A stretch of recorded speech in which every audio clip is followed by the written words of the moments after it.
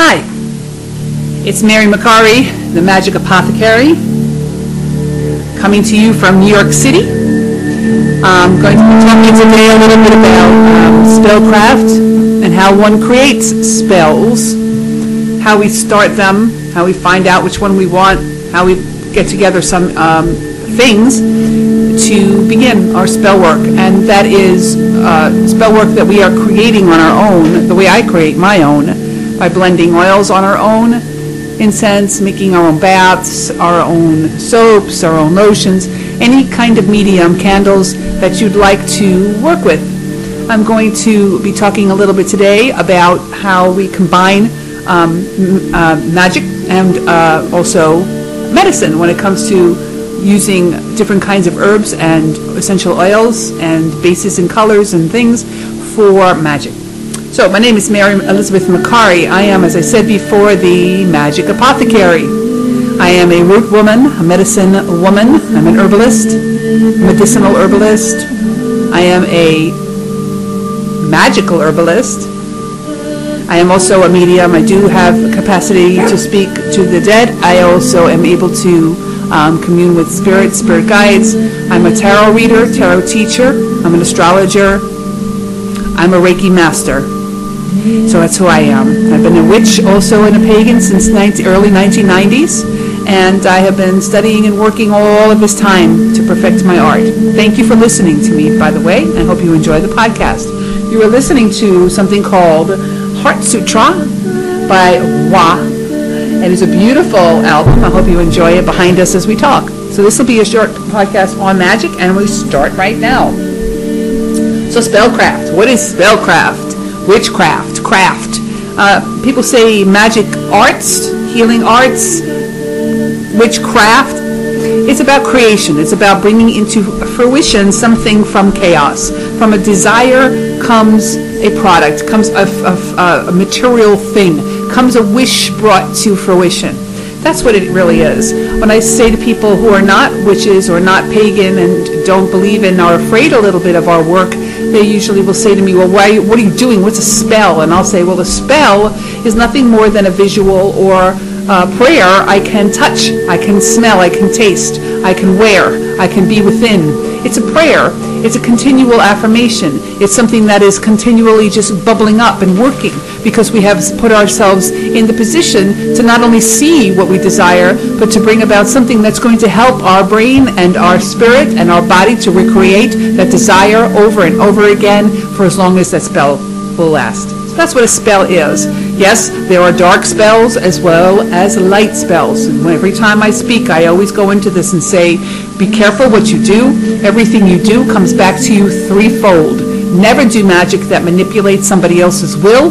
Everything else is okay as long as you're doing it to manipulate your own will or manipulate your circumstances. But as long as you harm none, all's good. So keep that in mind. Don't manipulate. Don't do black magic. It comes back on you. So if you want that, you go ahead, but please try not to. So that's what I'm talking about a little bit today. And what is magic? Magic is a lot of different things. It could be pulling a rabbit out of a hat. You know, people say that's magic. Or illusion. Is magic illusion? Well, in a way it kind of is. Spellcraft magic and magic that witches do is sort of illusion in a way. It's believing in something that's not there yet and making it come true. So I guess it's really kind of the same thing. Our magic many times is spelled with a K, M-A-G-I-C-K. You'll see that on the internet and books. And that was first coined by Aleister Crowley, A-L-I-S-T-A-I-R. Oh, let me spell his first name. But Crowley, C-R-O-W-L-E-Y, Aleister Crowley. You find him on the internet, information about him in many, many books all over Amazon.com. Pick up something about him if you're interested. So he is the first person who made it kind of a widespread thing, magic with a K, to just separate us from other magicians who were pulling rabbits out of hats. So there's that. Magic itself, though, the magic of creation, the magic of creating, is prehistoric. It comes from the beginning of our existence as human beings. It comes it's part of what comes with us, the desire to change things, the belief that we can, the wanting to do so. That's what magic is. Magic is believing. Magic is believing that you can make something happen. Magic is working to make that belief come to fruition, again with the fruition, but making sure that it comes true. That's magic. So people say, okay, that's magic. Great, Mary, thank you very much. So how do I do this? And where do I get this stuff? And why do I have to buy it? Or can I make it? Or what is it? So let's talk a little bit quickly about why it is we do, or what we use and why we use what we use, so that we can understand that a little bit too. We use a lot of different things as magicians, as magic workers, as pagans, as witches. You've heard candles, the bell of a book and the candle, the wand. We use knives, ritual swords. We use incense. We use oils. We use all kinds of chants and meditations to bring together what we want. So we use many different tools. So some of them can be made by hand. Many people make their own wands. People like to forge their own FMA or forge their own sword or ritual knives, but not everyone does. Those can be purchased. Some people like to make their own pentacle for their altar. Some people like to make their own jewelry. Some people, like me, like to gather the herbs and the roots and the essential oils that come from those and blend my own oils. So that's where I begin. I'm not a blacksmith, but I'm a herbsmith. Let's call it that. So why do we use a lot of the times herbs? You may have heard in your travels exploring paganism and Wicca something called the green witch. What is a green witch? Or, as I said before, I'm a medicine woman or a root woman or a green witch is what I am. These are people who work with the earth herself and what comes from her. So all spices, herbs, roots, trees, anything that comes from the earth is fair game for us to use in our workings. That said, we start with, a lot of the times, herb. We start with herbs. We have to understand what they do, who they are, and what they're used for. There's a great book out there by an author named Cunningham, and the book's name is Incense, Oils, and Brews.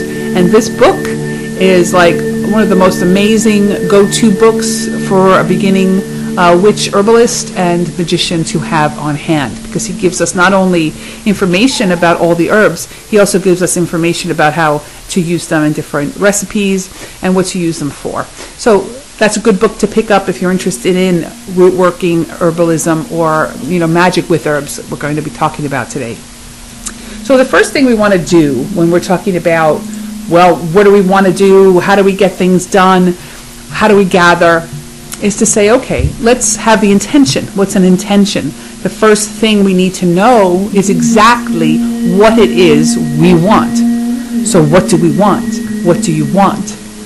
I will ask a client that over and over until we get the basic bottom line version of what they want. For example, some people may say, I want love. Okay, so do we all. So now we go further.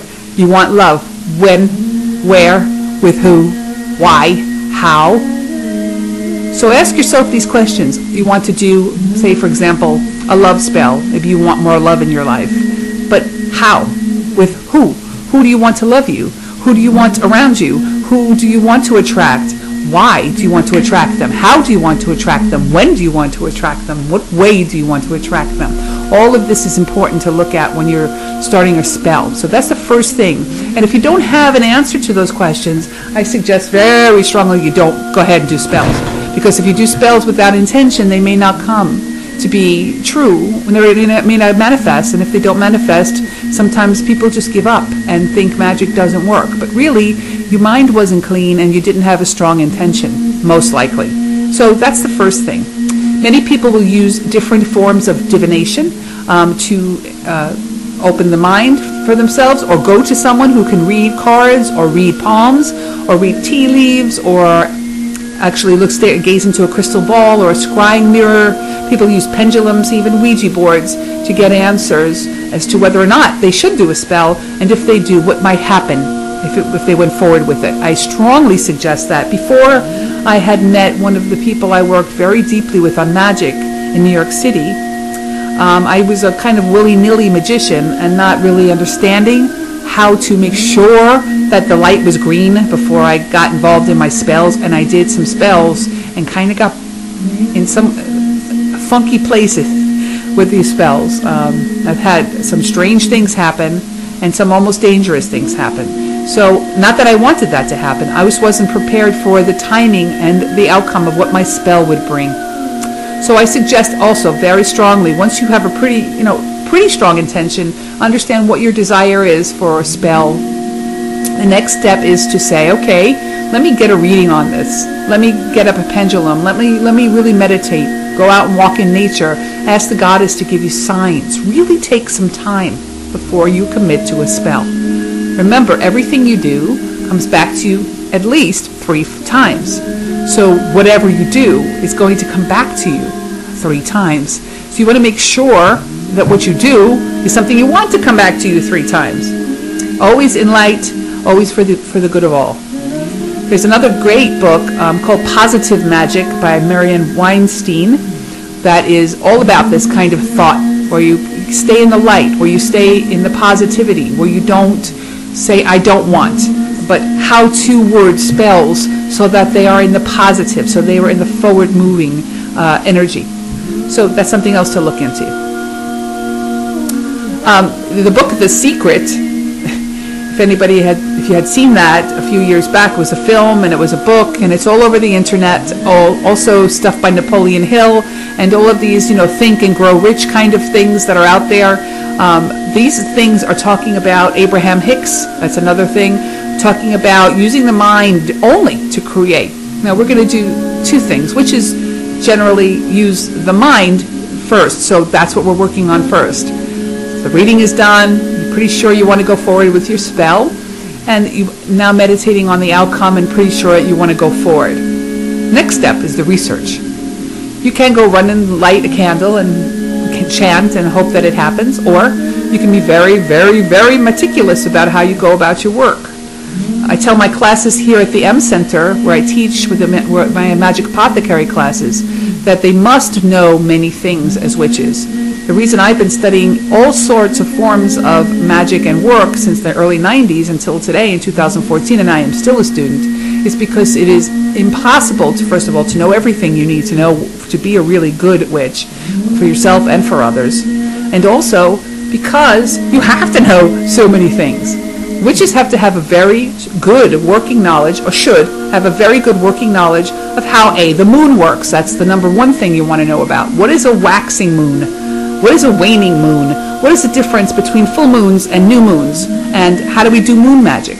That's one of the first things out of the box that you want to think about. Moon is more powerful on its way to getting full. When it is waxing, it is drawing energy. It is pulling. The light and the power of the moon is pulling things up, like the tides are higher. Our blood is higher in our bodies, closer to the surface. Women tend to go into labor when the moon is full. So there's an answer. And also people tend to go a little off the track mentally sometimes when the moon is full, because the brain is swollen even. Everything swells up, so things are bigger, fuller, higher. So this is when we want to work magic for abundance, to bring things into our lives from the new moon to the full moon. That is the time when you want to bring things into your life. The full moon to the dark moon is when you want to take things away, to lose weight, to lose fear, to release yourself from a dark spell or a black depression. That's the time you work on that stuff. And always being aware of not only just where the moon is as far as its size, but also what sign it's in. Here's where another skill comes very handy. You have to be somewhat of an astrologer if you're a witch.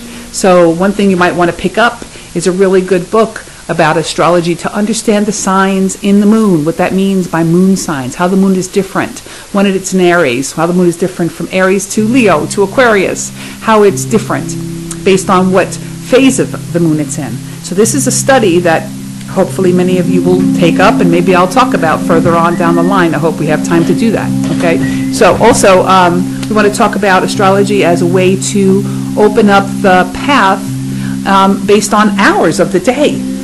Astrology, every hour of the day is ruled by an astrological sign. So there are sun hours and Mars hours and Mercury hours and Saturn hours and Jupiter and on and on and on. They're ruled by planets and sign. You want to also be aware of when you're doing your workings, what planet and or sign is in power at the time that you're working on your spells.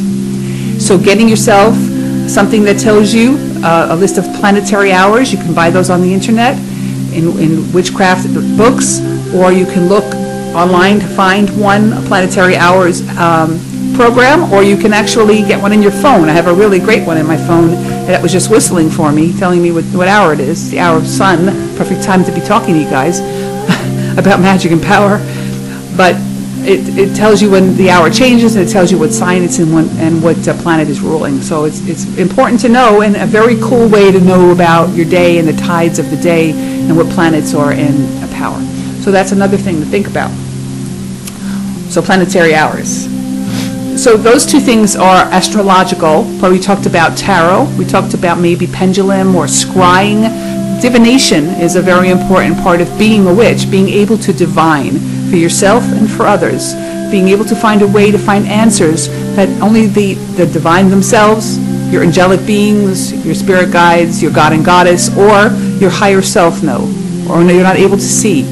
So this is like number one most important thing, is to take up a study of tarot or some kind of a divination, like all of this that I mentioned before. And then there's, of course, astrology. Do you have to become an expert astrologer? No. Do you have to become an expert tarot card reader? No. Should you be well versed in these things? Yes. The more the better for you and your work. So that was the prep steps, right? Many times people want to work candle magic. That's one of the most popular things people want to work with. It's candle magic. It seems easy. You buy a candle, you spray some oil on it, you go. Yeah, okay, great. That's a good way to go. But it's just a candle. So what do you want to do with that candle? We'll go back to our generic love spell as an example. If I want to bring hot love, sex stuff into my life, and I'm going to say, yeah, I want to light a candle on this. Let's just talk briefly about candle magic, and then we can go into other ones as this series goes on. But if I want hot, passionate sex love stuff, I'm going to want a red candle. Why? Pink is nice. Pink is pretty. Pink is love. Pink is sugary. Pink is sweet. Pink is romance. Red? Sex. There are many charts all over the internet and in books that you can purchase about the correlation between things and colors. So what do we think of when we think of green? Well, we think of jealousy, yeah. We also think of money. When we think of gold, we think of gold. When we think of orange, sometimes we think of brightness like the sun. Purple could be about the third eye, opening up the psychic powers. White for generic. So if you are not sure what color candle maybe you want to buy, white's always the most appropriate. You can just pretend it's any other color you want it to be. So that's one way to go. So say we have this candle. We certainly could make a spell in a zillion other ways, but for now, for today, we'll talk about a candle and making a hot love sex spell with a candle.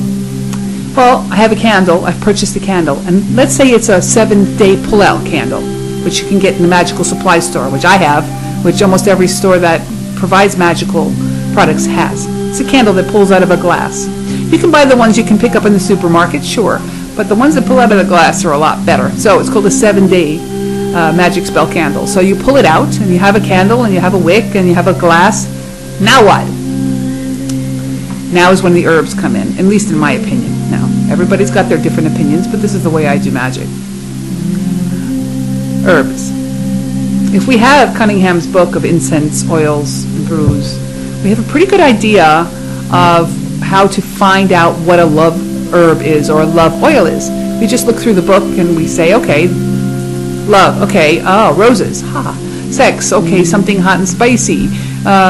Maybe some bay leaf to honor Venus or Aphrodite. So you start doing your research and saying, okay, what herbs do call to me? Let's look through them. What do I have in my closet? There's a great book out there called The Supermarket Sorceress by Lexa Roseanne that I love. It's a little tiny book, easy to put in your purse or in your pocket and go to the supermarket with and pick up spices right there in the supermarket, dried spices and herbs. Whole Foods, by the way, has a really extensive fresh herb section, as do many other places online. I usually tell my students to get stuff locally if they can find it at the farmer's market, fresh. you can't find stuff fresh or don't want to bother, there are three great herbal suppliers I love. Jeans Greens, Jeans, greens.com. It's a New York state-based herbalist store, and they have wonderful herbs and all kinds of teas and great things. Also, Rose Mountain Herbs, find them online, and Star West Botanicals. In Manhattan, there's a wonderful store called Flower Power on 9th Street and 9th and 1st, between 1st and 8th. So that's another place you can go just pick up herbs. But you can find them a lot of times in health food stores or bigger stores that have a lot of herbal tinctures and things like that. You might find some herbs. You can also not use herbs, but also choose to go down the route of essential oils. If you do buy essential oils, you maybe want to blend them, because we don't need to use them in their total strong strength. We can use about 1/10 essential oil to 9/10 carrier oil. Carrier oil. You can mix and blend that oil yourself. You can make a special oil yourself, having done your research on all of your herbal choices using essential oils. In a carrier oil, you can put in roses and, like I said, bay laurel, and you could put in pepper, or you could put in passion flower. You can put in, I don't know, a bazillion other things. Amber. You can put in orange oil. There's tons of things that are used as aphrodisiac in different ways. You can purchase those. You can put them all together, and you can make your own oil blend. So usually it's like 1 to 9 ratio, essential oil to regular carrier oil. If you are allergic to nuts, do not use almond oil, ever. If you do use jojoba oil, that's fine for people who are sensitive to nuts. Also olive oil, but should be extra virgin, and be careful because olive oil does go rancid in heat, but if you keep it in cold, it turns solid. So there's that. I have recently been working with coconut oil, which is kind of fun. It does always have a coconutty smell, but it does go on solid, and it can be used as a sort of solid perfume if you like to try that. So that's interesting. With a couple of drops of beeswax, you have your own solid perfume. But we'll get into that another time. So I've chosen, say, all of my herbs. I have both fresh and I have essential oils. So what do? Well, you can carve something into your candle that says what you want. You can write out what you want and put it inside of the candle glass on the bottom. Very careful.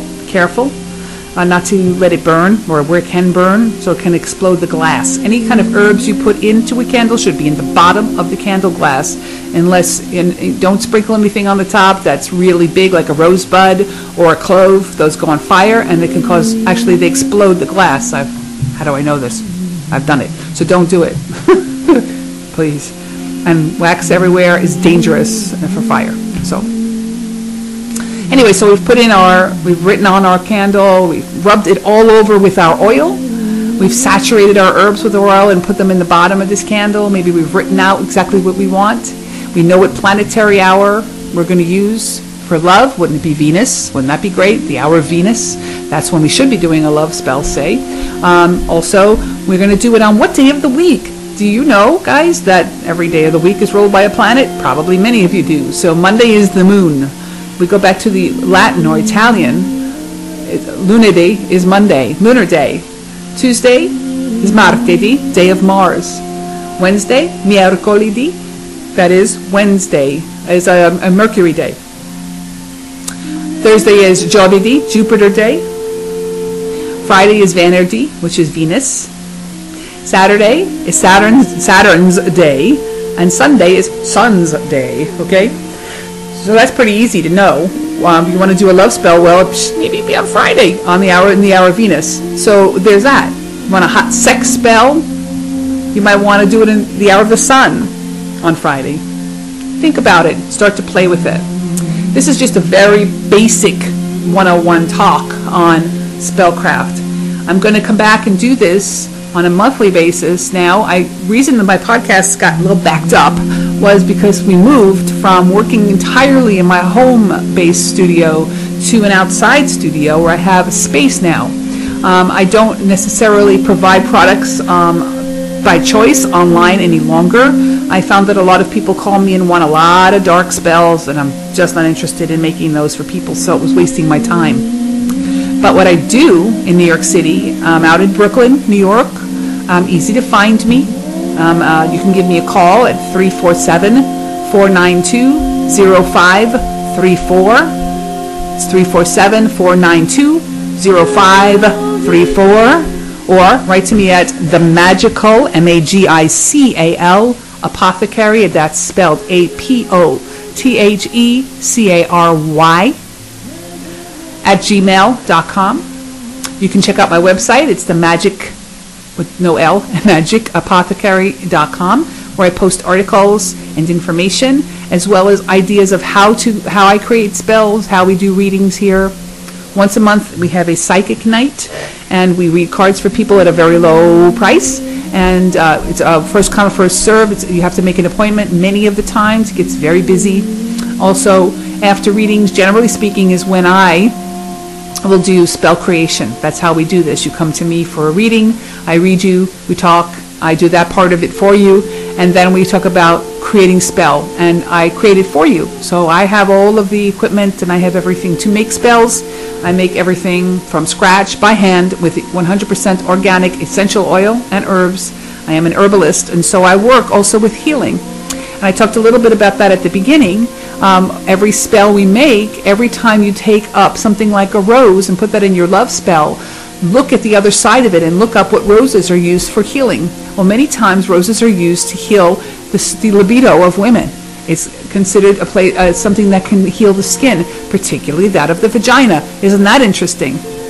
And other mucous membranes in the body. So also it's antibiotic and keeps you clean and keeps you from having any kind of infection. So it's a useful, beautiful flower. We love roses. They smell fantastic. They come up in June. June is the month most of us talk about, people talk about getting married. That's the month of June with roses everywhere and love and fertility everywhere. So every time you pick up do me a favor, every time you pick up an herb or an essential oil that is used for magic, please look at the corresponding herbal healing meaning behind it, because 9 out of 10 times they are the same in some way. There's a lot of fun to look at that and to realize that. And I talk a lot about that in my other podcasts. We talked about echinacea like that. We talked about other herbs like that too. All right, so that's a basic outline of how we get spells done, how we start them. If you have any questions, always feel free to write to me. I have people do that all the time. I love talking to my friends out there and wherever you are. I love it, and I love that people write to me and say, please make more podcasts. And here's another, so I did. And I'm sorry for the lag in time. If you do want to make an appointment to see me personally, do make a phone call, and we'll make a time for you to come in. I'm here 7 days a week. It's a lovely little space full of love and light, and I try to be too. Blessed be to you all. May the God and Goddess bless you and provide for you everything you have ever wanted. Bye for now.